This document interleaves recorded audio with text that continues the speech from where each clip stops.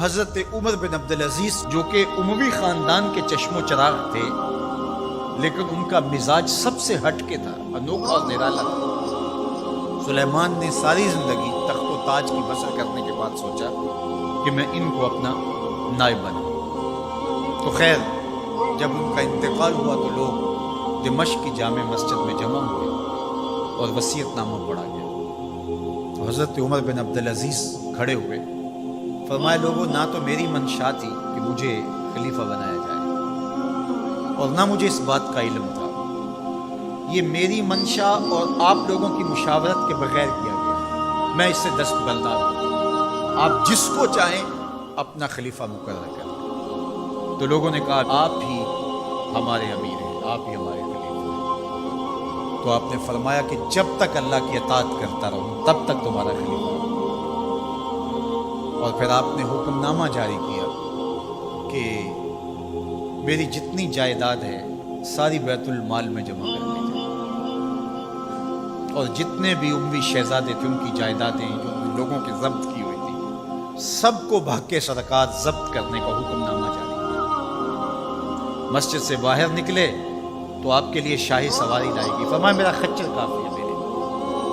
گھر پہنچے تو اپنی بیوی فاطمہ بنت عبد الملک سے کہا، جو بادشاہ کی بیٹی ہے، بادشاہ کی پوتی ہے اور 4 بادشاہوں کی بہن ہے، ناز و نعم میں پلی ہوئی ہے، کہا کہ میرے ساتھ تم رہنا چاہو تو تمہیں اپنے سارے زیورات، زر و جواہر، سارا مال بیت المال میں جمع کرنا اور فقیرانہ زندگی بسر کرنا ہوگی۔ اب اس پاک باز خاتون نے کہا کہ میں اس کے لیے تیار ہوں، میں فقیری کی زندگی کو ترجیح دوں۔ اب حضرت عمر رضی اللہ تعالیٰ عنہ نے صرف 2 سال 5 ماہ اور کچھ دن حکومت کی اور 3 بر اعظموں پر سلطنت اسلامیہ پھیلی ہوئی، اور آپ روتے تھے کہ ان لوگوں کا حق بھی میرے اوپر بلا مطالبہ ہے جو دنیا کے کسی بھی خطے کے اوپر اس سلطنت کی حدود میں بستے ہیں۔ عید کا موقع آیا،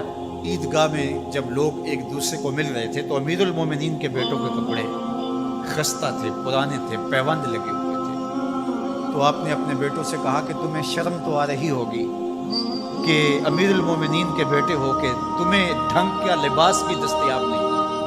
تو آپ کا ایک بیٹا عبد الملک بن عمر بن عبدالعزیز جو آپ کی زندگی میں انتقال کر گیا تھا، اس نے کہا ہمیں اس بات پہ فخر ہے کہ ہمارے باپ نے خیانت نہیں کی ہے، ہمارا باپ دیانتدار۔ جب گھر آتے ہیں تو آپ کی بیٹیاں آپ کو عید مبارک کہتی ہیں، آپ سے ملتی ہیں، لیکن منہ پہ کپڑا دھرا ہوا ہے۔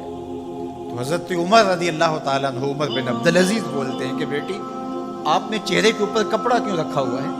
تو وہ کہتی ہیں ہم نے کچے پیاز سے آج کھانا کھایا ہے، تو اس لیے ہم نے کپڑا رکھا ہے کہ آپ اس کی سمیل محسوس نہ کریں۔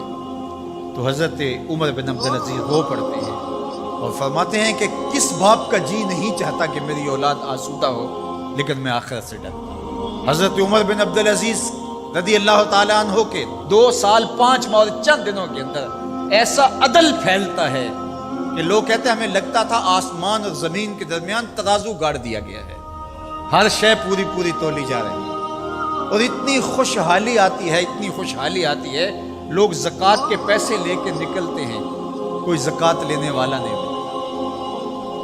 ایک علاقے کے لوگ حضرت عمر بن عبدالعزیز کو خط لکھتے ہیں کہ حضرت زکوٰۃ کا کیا کریں؟ فرمایا غریبوں کو دیں۔ کہا کوئی غریب رہا ہی نہیں۔ تو کہا کہ اچھا آپ اس طرح کریں کہ جن کی شادیاں نہیں ان کا مہر ادا کر کے شادیاں کروا دیں۔ تو وہ جواب میں لکھتا ہے یہ بھی ہو چکا۔ تو کہا لوگوں کو قرضہ دے دیں۔ کہا کسی کو قرضے کی ضرورت ہی نہیں۔ تو پھر فرماتے ہیں اچھا غیر مسلموں کو قرضہ دیں تاکہ وہ کھیتی باڑی کر کے زراعت کے کام کو بڑھائیں۔ یہ عمر بن عبدالعزیز کا عدل پھیلا، نور پھیلا، روشنی پھیلی، شہزادگی کی زندگی سے ایک دم اپنے آپ کو ایک چھوٹے سے کٹیا کے اندر محدود کر دیا۔